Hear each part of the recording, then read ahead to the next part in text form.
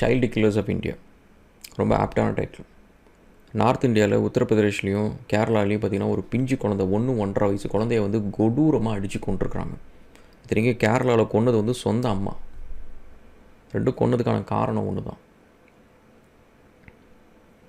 நீங்கள் யோசிச்சு பாருங்கள், அந்த 1.5 வயசு குழந்தை அந்த வீடியோலாம் பார்த்தா மனசு பதறுது. அவ்வளோ பிஞ்சு குழந்தைங்க அப்படியே அந்த விளையாடுற வீடியோலாம் பார்க்குறதுப்போ ஐயோ அவ்வளோ கஷ்டமாக இருக்குது. எனக்கு என் பசங்க வீடியோஸு ஃபோட்டோஸ் எல்லாம் வந்து ஆல்மோஸ்ட் 2 days ஒன்ஸ் நான் பார்ப்பேன். அந்த சின்ன வயசில் அவங்க எடுத்தது, விளையாண்டது, அந்த மழலையாக பேசுனது, இன்னமும் அதுங்களை வந்து நான் பப்பீஸுன்னு கூப்பிட்டுருப்பேன், பேபிஸ்ன்னு கூப்பிட்டுருப்பேன். அதுங்க வளர்ந்துருச்சு. இன்னமும் என் கண்ணுக்கு அது குழந்தைங்க மாதிரி தான் நான் விளையாண்டுட்ருப்பேன். அது கூட அதை அடித்து கொல்கிற அளவுக்கு ஒருத்தன் இருக்கிறான் அப்படின்னா அது எப்படி ஒரு மனுஷன் அப்படி இருக்க முடியும்? மிருகம் கூட அது செய்கிறது இல்லைங்க. சொந்த குழந்தைய கொல்கிற அளவுக்கு மிருகம் கூட இருக்கிறது இல்லை. அதாவது இந்த டிசிப்ளின்னு ஒரு விஷயம் இருக்குது. நீங்கள் வந்து நல்லது கெட்டதை வந்து அதுங்களுக்கு சொல்லிக் கொடுக்கணும். அதுக்கு புரிகிற லாங்குவேஜில் சொல்லணும். சில குழந்தைங்களுக்கு ஹார்ஷாக சொல்லணும், சில குழந்தைங்களுக்கு இனிமையாக சொன்னால் அதுக்கு புரிஞ்சிடும். ஏன்னா நம்ம இப்போ சொல்லலைன்னா நாளைக்கு போலீஸ் சொல்லும், நாளைக்கு அவன் கிரிமினல் ஆவான். அதுக்கு சொல்கிறது வேறு. பட் அதை தாண்டி வந்து வெளியில் காட்ட முடியாத வீரத்தையும் ஆங்காரத்தையும் கோவத்தையும் வந்து ஒரு குழந்தைகிட்ட காட்டுறதுன்னு இருக்குது பார்த்தீங்களா?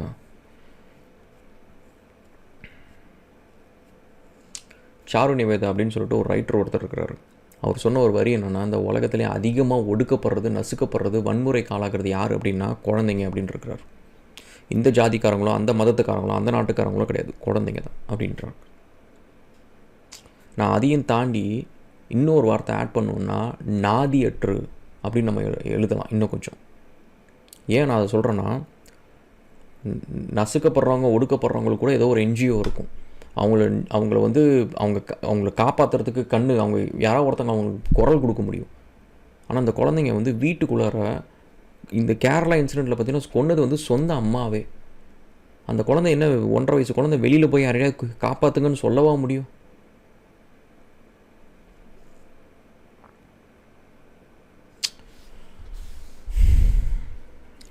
இந்த ஆதலால் காதல் செய்வீர் அப்படின்னு சொல்லிட்டு ஒரு படம் இருக்குது.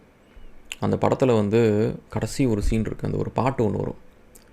அந்த பாட்டை பார்த்துட்டு மனசு கலங்காத ஒரு மனுஷன் இருக்கவே முடியாது. ஒரு பிஞ்சு குழந்தை வந்து அனாதை ஆசிரமத்தில் வளரும். அதோட 2 அம்மா அப்பாவும் பிரிஞ்சு போயிடுவாங்க. அவங்களோட சுயநலத்துக்காக வந்து குழந்தைய பெற்றுட்டு அவங்க வந்து பிரிஞ்சு போயிடுவாங்க. அது போனதுக்கப்புறம் அந்த குழந்தை அங்கே வளரும். சொந்த தாத்தாவும் வந்து அந்த குழந்தைய வந்து தூக்கி போட்டு போயிடுவார். யோசிச்சு பாருங்கள், அம்மா சந்தோஷமாக இன்னொருத்தர் கல்யாணம் பண்ணிக்க போகிறாங்க, அப்பா இன்னொருத்தர் கல்யாணம் பண்ணிக்க போகிறாங்க, தாத்தா எல்லாம் அவங்கவுங்க வேலையை பார்க்க போயிட்டாங்க. அந்த குழந்தை என்னையா பாவம் பண்ணிச்சு? கொண்டு போய் அந்த அனாதாசிரமத்தில் விட்டுருவாங்க. அந்த கடைசி சீனில் வந்து அந்த குழந்தை ஓடி போய் ஒரு பால் எடுக்கும். அது பால் எடுக்கிற ஆசையில் வந்து அது ஓடி போய் எடுத்துரும். அது எடுத்ததுக்கப்புறம் தான் தெரியும் அந்த இடம் வந்து கொதிக்கும், அந்த தரை கொதிக்கும் வெயிலில். அதில் நடக்க முடியாது. அந்த ஆசையை எடுத்த பந்து தூக்கி போட்டு அங்கேயே உட்காந்து அழுவ ஆரம்பிச்சிடும். அந்த சீன் வந்து எனக்கு அந்த சீன் வந்துருச்சு. பாட்டு கேட்டாலே இந்த டிவி பக்கமே நான் போக மாட்டேன். அப்படி இருக்கிறப்ப 2 குழந்தைங்க 1.5 வயசு குழந்தைங்கள அடித்து கொண்டிருக்கிறான். ஆனால் இதுக்கு சட்டம் என்ன பண்ணும் அப்படின்னு பார்த்தீங்கன்னா, அப்படியே மறக்கடிச்சிடும். இந்த நியூஸு பரபரப்பாக இருக்கும். அங்கேயும் தூக்கிட்டு போயிட்டு இருப்பானுங்க, தண்டனை கொடுப்பானுங்க, ஜெயிலில் தூக்கி போடுவானுங்க. அதுக்கப்புறம் அவ்வளோதான், கைதியாக வந்து அவனுங்க பட்டுக்கும் போயிடுவானுங்க. இது வந்து நம்மளும் மறந்துடுவோம். அடுத்து இந்தமாரி ஒரு தப்பு பண்ணுறவனுக்கு வந்து இந்தமாரி தப்பு பண்ணால் இப்படிலாம் தண்டனை கொடுப்பாங்க அப்படின்ற ஒரு பயமும் கிடையாது. கோவத்தில் அவன் பட்டுக்கு ஏதோ ஒன்று பண்ணுவான். இந்த 80s கிட்ஸ் 90s கிட்ஸ்க்கெலாம் வந்து இது ரொம்ப பழக்கப்பட்ட ஒரு விஷயம். இந்த வீட்டில் வந்து டொமஸ்டிக் வயலன்ஸ் குழந்தைங்களுக்கு அகைன்ஸ்டாக நடக்கிறது வந்து நார்மலாக நடக்கிற விஷயம். அதாவது நீங்கள் டிசிப்ளின் பண்ணுங்கள். நீங்கள் வந்து ஒரு பசங்களுக்கு நல்லது கெட்டது சொல்கிறதுக்கு வந்து சம்டைம்ஸ் நீங்கள் ஹார்ஷாக சொல்கிறது வந்து வேறு யாரும் சொல்ல முடியாது. ஸோ அதை நீங்கள் சொல்கிறலாம். பட் அதை தாண்டி வந்து வன்மத்தை காட்டுறதுக்கும் ஒரு விரோதம் பாராட்டுற மாதிரி வந்து யாரோ விரோதி அடிக்கிற மாதிரி அடிக்கிறது. இங்கேயோ ஒரு வெளியில் இருக்கிற கோபத்தையும் ஆத்திரத்தையும் வந்து ஸ்ட்ரெஸ்ஸையும் வந்து இங்கே வந்து ஸ்ட்ரெஸ் பஸ்டர் மாதிரி யூஸ் பண்ணால், இதெல்லாம் 80s கிட்ஸ் 90s கிட்ஸுக்கு கேட்டிங்கன்னா இந்த ஒரு விஷயம் இருக்கும்.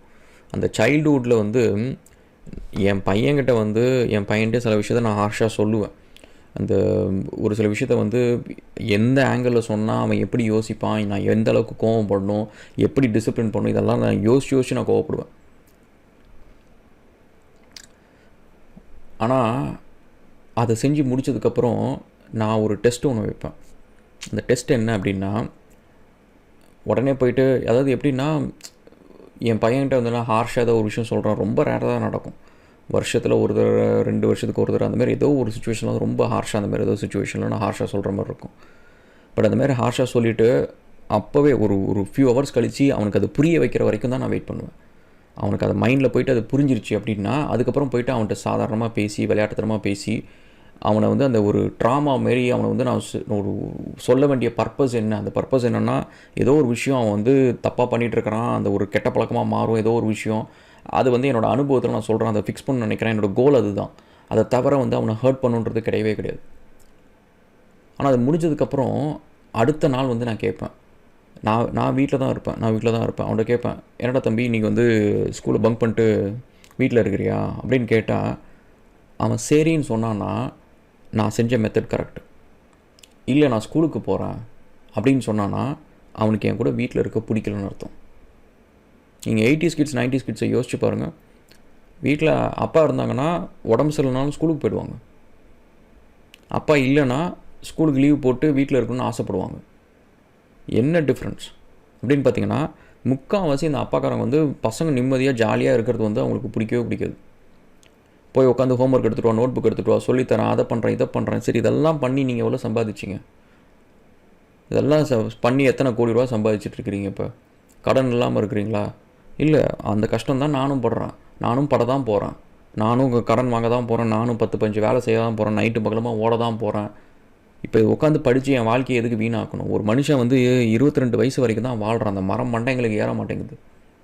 இப்போவும் கூட வந்து நான் சின்ன வயசில் ஸ்டேட் பிளேயராக இருந்தேன், செஸ்ஸில் இருந்தேன், ட்ராயிங்கில் ஆல் இண்டியா அவார்டு வின் பண்ணேன், அது இதுன்னு சொல்லிட்டு என்கிட்ட என் ஃப்ரெண்ட்ஸு பேசுகிறப்பையும் சரி, ரிலேட்டிவ் பேசுகிறப்பையும் சரி, என்னடா உன் பையன் என்னடா பண்ணிருக்கிறான், அதை பண்ணுறான், இதை பண்ணுறானா, ஏதாவது காம்படிஷன் அனுப்பிச்சு அதை பண்ணியா, அவங்க வந்து தே எக்ஸ்பெக்ட் நான் ஒரு சைல்ட் ப்ராடஜி மாரி இருக்க மாதிரி அவனும் ஏதாவது பண்ணியிருப்பான் அப்படின்னு சொல்லிட்டு நான் சொன்னேன். அதெல்லாம் எதுவுமே இல்லைடா, அவனுக்கு ஆசைப்பட்டது என்னவோ அது பண்ணட்டும், உட்காந்து ஜாலியாக கேம் விளாட்னு தோணுதோ அது பண்ணட்டும், ஹாப்பியாக இருக்கட்டும், வீட்டில் இருக்கிறப்ப அவனுக்கு சந்தோஷமாக இருக்குதா அவன் இருக்கட்டும்.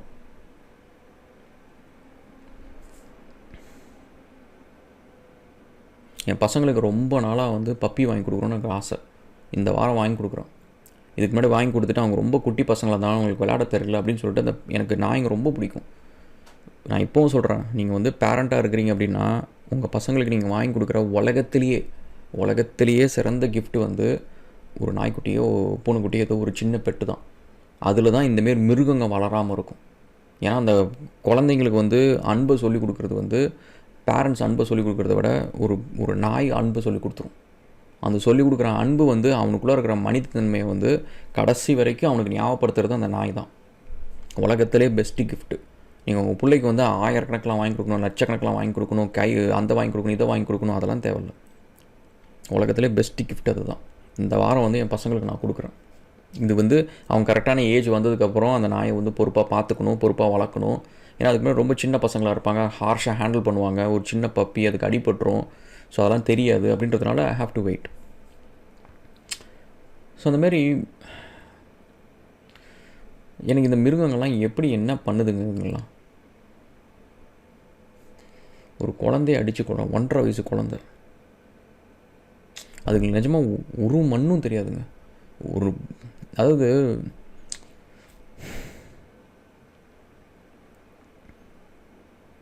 இந்த சின்ன குழந்தைங்கள்லாம் வந்து அதுங்களுக்கு வந்து வீட்டில் வந்து ஒரு திருடன் வந்தாலும் திருடங்கட்டி சிரித்து பேசும். அதுங்களுக்கு வந்து கெட்டதுன்ற ஒரு விஷயத்த வந்து அதுங்களோட லாங்குவேஜ் கிட்டக்க நீங்கள் போய் சொன்னால் மட்டும்தான் அதுங்களுக்கு புரியும், இல்லைன்னா புரியக்கூட புரியாது. அடித்தவங்கள்ட்ட கூட திரும்ப வந்து கூட பேசுவாதுங்க. அந்தளவுக்கு அவ்வளோ ஒரு பிஞ்சாக ஒரு கள்ளங்கவலை இல்லாத ஒரு ஜீவன். அதை வந்து ஒருத்தன் அடித்து கொள்கிறான் அப்படின்னா, ஒரு தடவை அத்தனை தடவை அடித்து கொள்கிறான்னா அவனுக்கு எவ்வளோ ஒரு கேடு கெட்டவன் கேவலமானவனாக இருப்பான். அவ்வளோ கோவம் வருது. இது உத்தரப்பிரதேசம் நடந்திருக்கு. அந்த குழந்தை 1.5 வயசு குழந்தை, ஆரவ்னு பேர். அந்த நாய்க்கு வந்து ஜிதேந்தர் பத்தக் அப்படின்றதான் அவன் பேர். அது என்னன்னா வந்து அந்த குழந்தையோட அம்மா வந்து ரதி தேவின்றவங்க வந்து டிவோர்ஸ் கேட்டு அலைஞ்சிட்டு இருந்திருக்கிறாங்க. அதுக்கு வந்து இவன் அசிஸ்ட் பண்ணியிருக்கிறான். அப்போ வந்து இவனுக்கு அந்த அம்மா மேலே வந்து ஒரு லவ் வந்திருக்கு. அந்த அம்மா வந்து ரிஜெக்ட் பண்ணிகிட்டே இருந்திருக்கு. அது காரணம் வந்து இந்த குழந்தை தான். ஸோ கடைசியாக வந்து அவங்க வந்து டிவோர்ஸ் அப்ளிகேஷனுக்காக வேறு ஊருக்கு போய் வெயிட் பண்ணி அந்த கோர்ட்லாம் போயிட்டு இருந்திருக்கிறாங்க. அந்த டைம் வந்து இவன் போய் திரும்ப ப்ரப்போஸ் பண்ணியிருக்கிறான். அவங்க அதுவும் முடியாதுன்னு சொல்லியிருக்கிறாங்க. சொன்ன உடனே இந்த குழந்தைய அடித்து கொண்டுருக்குறான் வெறியில். இது வந்து யூபியில். கேரளாவில் இதை விட கொடூரம்.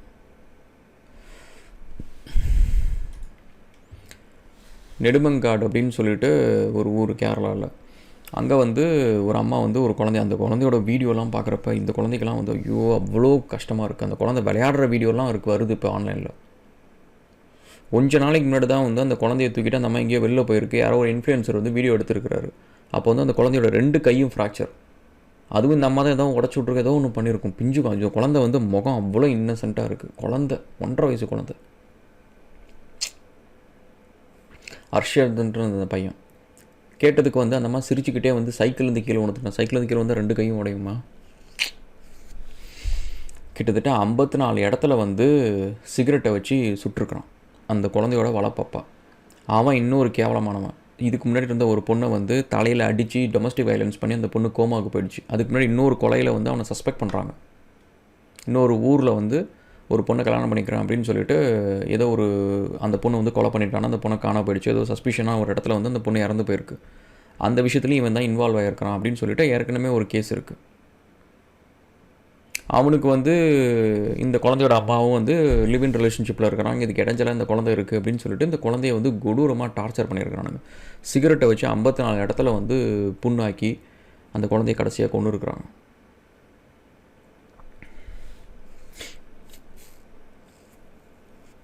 குழந்தை இல்லாதவங்களுக்கு தான் அந்த வலி தெரியுங்க. அதாவது நான் என்ன சொல்கிறது, இதில் எனக்கு என்னால் யோசிக்க கூட முடியல. இந்த மாதிரி கோவமாக வருது.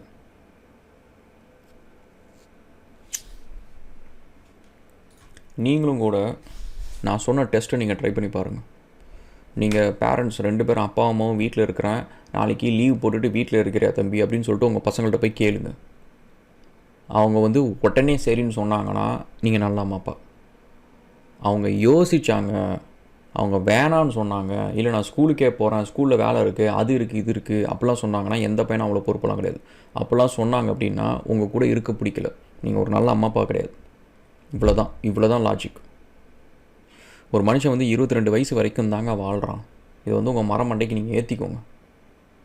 நீங்கள் வந்து நம்ம எல்லாருமே வந்து பழைய நினைவுகள் அப்படின்னு சொல்லிட்டு நம்ம பாட்டெல்லாம் கேட்பாங்க. உங்கள் அப்பா கேட்பார், உங்கள் தாத்தா கேட்பார், உங்கள் அம்மா கேட்பாங்க, எல்லாம் பழைய பாட்டெல்லாம் கேட்பாங்க. அந்த பாட்டு ரிலீஸ் ஆனப்போ அவங்களோட வயசு என்னன்னு போய் பாருங்கள். கரெக்டாக அந்த 25 வயசுக்கு முன்னாடி தான் இருக்கும். அதுக்கப்புறம் நம்மளுக்கு இந்த ரசித்து கேட்குற அளவுக்கு நம்ம லைஃப் வந்து ரசிக்கிற மாதிரி இருக்காது. ஏன்னா அதுக்கு முன்னாடி நீங்கள் பார்த்திங்கன்னா நம்மளுக்கு கஷ்டம் இருக்கும், ஆனால் கவலையே இல்லாமல் இருக்கும். ஆனால் அதுக்கப்புறம் வர வாழ்க்கையில் கஷ்டத்துக்கு கூட சேர்ந்து அவ்வளோ ஒரு கவலை இருக்கும். இந்த லோனு கட்டணும், அந்த லோனு கட்டணும், பிள்ளைங்களை படிக்க வைக்கணும், அதை பண்ணணும், இதை பண்ணணும் அப்படின்னு சொல்லிட்டு அந்த ஓட்டத்துக்கு நடுவில் நம்ம படம் ரசித்து பார்க்கலாம், ஏதோ ஒரு வெப் சீரிஸை பார்க்கலாம், பாட்டு கேட்கலாம், எல்லாம் இருக்கலாம். ஆனால் அதெல்லாம் நினைவுகளாக மாறவே மாறாது. அதெல்லாம் நம்ம ஜஸ்ட்டு காலத்தை போக்குறோம். ஆனால் அது 25 வயசு 24 வயசுக்கு முன்னாடி வரைக்கும் காலத்தை வாழ்கிறோம். நம்ம வாழ்கிற காலம் அது மட்டும்தான். ஒரு மனுஷனோட லைஃப் எக்ஸ்பெக்டன்சின்றது வந்து 60 வயசு வரைக்கும் வாழ்கிறது கிடையாது. அந்த 25 வயசு வரைக்கும் தான் நம்ம வாழ்கிறோம். அந்த 25 வயசு வரைக்கும் தற்கூறிங்களாக கூமுட்டைங்களாக இருந்துட்டு பையனை வந்து உட்காந்து பொழுதுனிக்கும் படின்னு சொல்லிட்டு அவனை டார்ச்சர் பண்ணி அந்த குப்பையெல்லாம் ஒரு பிரயோஜனமும் கிடையாதெல்லாம் தத்தி முண்டங்களா. இந்த கவர்மெண்ட்டும் சரி, இந்த கம்பெனிஸை முதல்ல வந்து என்னை கேட்டால் சீரியஸாக சொல்கிறேன், இதுக்காகவே வந்து நான் ஒரு பில்லியனர் ஆகிக்கிட்டு இந்த தற்கூரி கம்பெனிஸ்க்கு அகெயின்ஸ்டாகவே வந்து நான் வந்து காம்படிட்டர் ஆகி இந்த கம்பெனிஸ் எல்லாத்தையும் ஷட் டவுன் பண்ணணும். ஒரு 25 வயசு வரைக்கும் ஒரு பசங்க அதுக்காக வெட்டியாக இருக்கணும்னு அவசியம் இல்லை. 25 வயசு வரைக்கும் அவங்க என்ஜாய் பண்ணுற மாதிரி எஜுகேஷன் இருக்கணும். அவங்கள வந்து உட்காந்து புக்கை படி, ஒரு போர்டில் இன்னும் 2Dயில் வந்து நம்ம படிச்சுட்ருக்குறோம். நம்ம டெக்னாலஜி எவ்வளோ வளர்ந்துடுச்சு. நம்ம வந்து வெறுமனையாக ஒரு புக்கில் பேப்பரில் பிளாக் அண்ட் ஒயிட்டில் எழுதுனதுலேருந்து டிவியில் வந்து இன்டர்நெட் வந்து விஆர்ஏஆர்னு வந்து இப்போ இன்ட்ராக்டிவ் கேம்ஸ் வரைக்கும் வந்துடுச்சு. லைவாக ஏஐ பேஸ்டு வந்து ஜெனரேட்டிவ் கேம்ஸ் வந்துடுச்சு. ஆனால் இன்னும் நம்ம எஜுகேஷன் சிஸ்டம் வந்து பிளாக் அண்ட் ஒயிட்டில் ஒரு போர்ட்லேயும் புக்லேயும் இருக்குது. இது எப்படி ஒரு மனுஷன் உட்காந்து அதை படிப்பான்? இந்தமாரி ஒரு எஜுகேஷன் வந்து ஏன் அது வந்து அறிவே இல்லாமல் இருக்குங்க தத்திங்களா. இந்த எஜுகேஷன் சிஸ்டமாக இருக்கட்டும், கவர்மெண்ட்டாக இருக்கட்டும், பேரண்ட்ஸாக இருக்கட்டும், வாத்தியாருங்களாக இருக்கட்டும், ஏன் ஒன்றுத்துக்கு கூட அறிவே கிடையாது. நான் சொல்கிறதெல்லாம் ஹார்ஷாக இருக்கட்டும், எனக்கு மேலே யார் கோவப்பட்டாலும் எனக்கு கவலை இல்லை. என்னோட அல்டிமேட் கோவம் இந்த ஒரு விஷயந்தான். ஏன்னா குழந்தைங்களோட லைஃப்பை வந்து தொலைக்கிறதுக்கு காரணமே இந்த தற்குறி பேரண்ட்ஸும், தற்குறி டீச்சர்ஸும், தற்குறி கவர்மெண்ட் சிஸ்டமும், எஜுகேஷன் சிஸ்டமும் தான். ஏன்னா அது ஒத்த பைசாக்கு பிரோஜனம். அதில் முடிச்சுட்டு வரவன் 99% வந்து குமாஸ்தா வேலைக்கு போகிறான். நீங்கள் சொல்லலாம், நான் இல்லை, நான் சொல்யூஷன் ஆர்கிடெக்ட், நான் டெவலப்பர், நான் சிவில் இன்ஜினியர், எல்லாம் குமாஸ்தா வேலை தான். எல்லாம் ஒன்று தான். அவனோட அறிவை வச்சுக்கிட்டு தனிப்பட்டத்தனமாக வந்து அவன் போய்ட்டு ஒரு கம்பெனி ஆரம்பிக்க முடியாது. அவனுக்கு வந்து நான் சிவில் இன்ஜினியர் தானே, நீ போய்ட்டு நீனே நாளைக்கே ஒரு கன்ஸ்ட்ரக்ஷன் கம்பெனி ஆரம்பினா தெரியாது, அவ்வளோதான். நீனே நாளைக்கு நீனே வந்து ஃபுல்லாக வந்து ஒரு பிரிட்ஜை கட்டு அப்படின்னா முடியாது. அவனால் எண்ட் டு எண்டு தெரியவே தெரியாது. ஒரு ப்ரொப்போசல் கிரியேட் பண்ணுறதுலேருந்து எதுவுமே அவனுக்கு எண்ட் டு எண்டு தெரியாது. இந்தமாரி குமாஸ்தா வேலைக்கு போகிறதுக்கு எதுக்கு வாழ்க்கையை தொலைக்கணும்? தேவையான அளவுக்கு படி, புரிகிற அளவுக்கு படி, ஃபோக்கஸ் பண்ணி படி, அவ்வளோதான், முடிஞ்சு போச்சு. மிச்ச நேரத்தில் போய் உட்காந்து நல்லா கிரிக்கெட் விளையாடு, வெயிலில் போய் விளையாடு, கிரிக்கெட் விளையாடு, உட்காந்து உனக்கு கேம் பிடிச்சிருக்கிறான் பசங்க கூட உட்காந்து ஜாலியாக விளையாடு. ஏன்னா மிச்ச வாழ்க்கையில் வந்து நீ 12 மணி நேரம் வேலை செய்ய போகிற. 12 மணி நேரம் 15 மணி நேரம் வேலை செய்வேன். காலையில் ஒரு 2 மணி நேரம் பஸ்ஸில் போயிட்டு வருவேன், ஈவினிங் 2 மணி நேரம் பஸ்ஸில் போயிட்டு வருவேன். நீ எங்கே வாழ போகிற? 6 நாள் வேலை செய்ய போகிற. இதில் வந்து ஏஐ எல்லாம் வந்து நீ செஞ்சு கஷ்டப்பட்டு ஒரு 20 வயசு 20 வருஷம் 30 வருஷம் கஷ்டப்பட்டு நீ ஏதோ ஒரு கரியர் உருவாக்கி வச்சுருப்ப, ஒரே நாளில் அது அள்ளிட்டு போயிடும். உனக்கு அதுக்கப்புறம் அந்த வாழ்வாதாரமும் இருக்காது. இதுக்காக தான் நீ உட்காந்து உன்னோட லைஃப்பில் நீ வாழ வேண்டிய ஒரு 24 வயசு நீ வீணாக்கியிருக்கிற.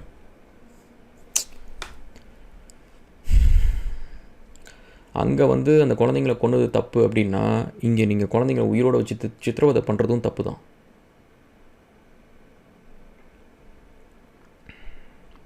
சொன்னாலும் உங்கள் குழந்தைங்கள்ட்ட போய் கேளுங்க, நாளைக்கு நான் அப்பா அம்மா வீட்டில் இருக்கிறோம்ப்பா, நீ வந்து ஸ்கூலுக்கு லீவ் போட்டு வீட்டில் இருக்கிறியா, நம்ம ஜாலியாக எங்கேயாவது படம் பார்க்கலாம், வீட்டில் உட்காந்து நம்ம ஏதாவது ஐஸ்கிரீம் செய்யலாம், கேக் செய்யலாம் அப்படின்னு சொல்லிட்டு சொல்லுங்கள்.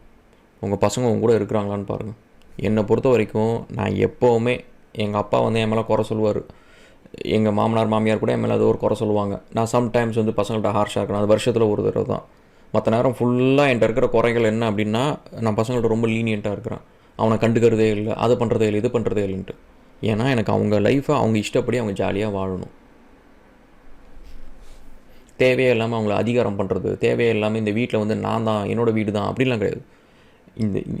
அதாவது அவங்க பிறந்தது காரணம் நான். அவங்களுக்கு செய்ய வேண்டியது என்னோடய ஆப்ளிகேஷன், சில விஷயம் இருக்குது, அதை நான் செய்கிறேன்.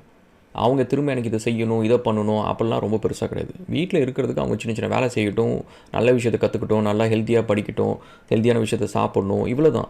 ஹாப்பியாக இருக்கணும்.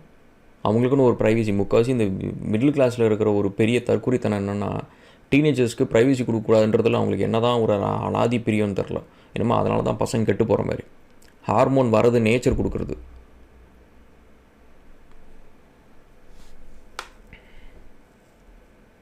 அதனால் என்ன ஆகுது, அவங்க வாழ்க்கையே தொலைச்சிட்டு உட்காந்துட்ருப்பாங்க.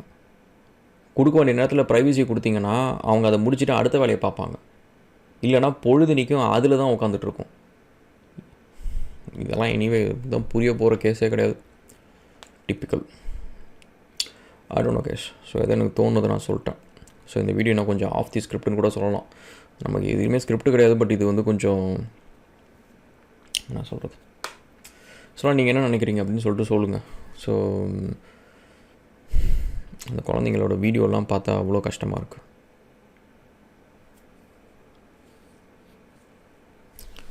நான் நினைக்கிறேன் போகிற போக்கில் பார்த்தீங்கன்னா இன்றைக்கோ ஒரு நாள் வந்து நான் அப்படியே மெனுக்காக பில்லியனர் மாரி இருப்பேனா என்னன்னு தெரில. திடீர்னு இன்றைக்கோ ஒரு நாள் வந்து டெக்ஸ்டர் மாதிரி வந்து பேட்மேன் மாதிரி வந்து நான் எங்கேயாவது அந்தமாரி நான் ஆளானேன்னா அது காரணம் இந்தமாரி நியூஸ் தான். Think about it. Thanks.